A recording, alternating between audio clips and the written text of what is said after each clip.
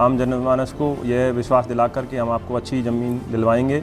इसी आधार पर उन्होंने फर्जी खतौनी दी और उस पर काफ़ी पैसे की वसूली की है।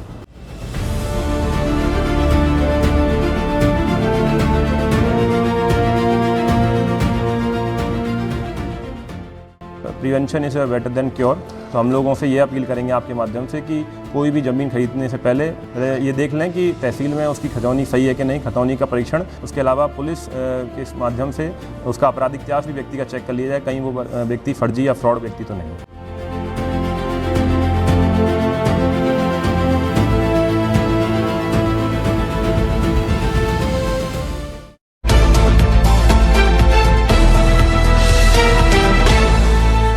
तरफ से कार्रवाई की गई है। फर्जी खतौनी के नाम पर ये लोग पैसे का बड़ा फ्रॉड कर रहे थे। ऐरोला पुलिस ने कार्रवाई की है, क्या मामला है पूरा?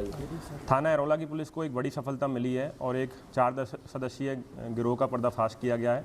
इनके द्वारा कई सारे ऐसी घटनाएं की गई हैं जिसमें फर्जी खतौनी के आधार पर लोगों के साथ धोखाधड़ी की गई है। आम जनमानस को यह विश्वास दिलाकर कि हम आपको अच्छी ज़मीन दिलवाएंगे, इसी आधार पर उन्होंने फर्जी खतौनी दी और उस पर काफ़ी पैसे की वसूली की है और इसके आधार पर इनके मुकदमा दर्ज किया गया था। उसके बाद इनकी गिरफ्तारी की गई है। इनके पास से क्रेटा गाड़ी और मोबाइल फ़ोन बरामद किए गए हैं।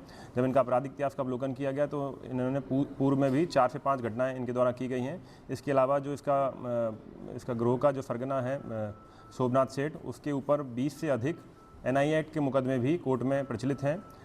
इसके द्वारा जो पूछताछ में बताया गया कि ये लोगों के साथ धोखाधड़ी करता था, कि उनको विश्वास दिलाता था कि हम अच्छी ज़मीन दे देंगे और पैसा ले लेता था और उसके बाद उनको चेक दे देता था उनको विश्वास दिलाने के लिए कि हाँ जो है आपका अगर ज़मीन नहीं दिला पाए तो पैसा आपका वापस हो जाएगा। लेकिन वो सारे चेक बाउंस हो जाते थे और उसके बाद लोग कोर्ट में जाकर चेक बाउंस के मुकदमे करते थे। कई सालों से चेक बाउंस के मुकदमे उनके प्रचलित हैं।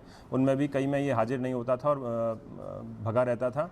इसी बीच एक घटना जिसमें फर्जी खतौनी के आधार पर इसने जो पैसा लिया था उसका हमको सूचना प्राप्त हुई थी, जिस पर थाना ऐरोला पर मुकदमा दर्ज किया गया था और आज इसकी गिरफ्तारी की गई है। सर, ये प्रॉपर्टी डीलर के तौर पे काम करते थे या फिर पर्टिकुलर किसी लोग को टारगेट करके काम करते थे सर? ये प्रॉपर्टी डीलिंग का काम असल में करते थे, पर ज़्यादातर काम इनका फर्जी खतौनी के आधार पर लोगों को विश्वास दिलाना कि आपको अच्छी ज़मीन दिलाएंगे और उसी आधार पर उनसे पैसा वसूलने का काम ये लोग करते थे। सर, अभी तक कितने लोगों को शिकार बना चुके हैं ये लोग? जैसे मैंने आपको बताया कि 5 मुकदमे इनके पूर्व से पंजीकृत हैं। इसके अलावा 20 NI एक्ट के मुकदमे कोर्ट में चल रहे हैं। अब जब ये सूचना लोगों तक पहुँचेगी तो हो सकता है और भी पीड़ित इसके हमारे पास आएँ और उनका भी मुकदमा दर्ज करके नियमानुसार कार्रवाई की जाएगी। सर, ऐसे लोगों को रोकने के लिए क्या अगला कदम आप लोग का रहेगा, जो 4 मुकदमा होने के बावजूद भी ये लोग इस तरीके से काम कर रहे हैं? देखिए, सबसे prevention is better than cure. तो हम लोगों से ये अपील करेंगे आपके माध्यम से कि कोई भी ज़मीन खरीदने से पहले विश्वास पहले अपने आप को जीत लें। ये देख लें कि तहसील में उसकी खतौनी सही है कि नहीं, खतौनी का परीक्षण तहसील जाकर लेखपाल के माध्यम से या कानून के माध्यम से SDM साहब के माध्यम से कर लिया जाए। उसके अलावा पुलिस के माध्यम से उसका आपराधिक इतिहास भी व्यक्ति का चेक कर लिया जाए, कहीं वो व्यक्ति फर्जी या फ्रॉड व्यक्ति तो नहीं है।